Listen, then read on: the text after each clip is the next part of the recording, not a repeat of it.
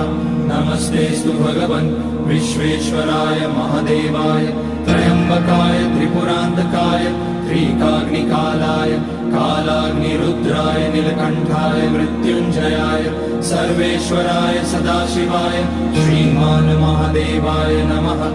ॐ नमः शम्भवाय च मयोभवाय च नमः शङ्कराय च मयस्कराय च नमः शिवाय च शिवतराय च। ॐ त्र्यम्बकं यजामहे सुगन्धिं पुष्टिवर्धनम् उर्वारुकमिव बन्धनान् मृत्योर्मुक्ष्यमामृतात् नागेन्द्रहार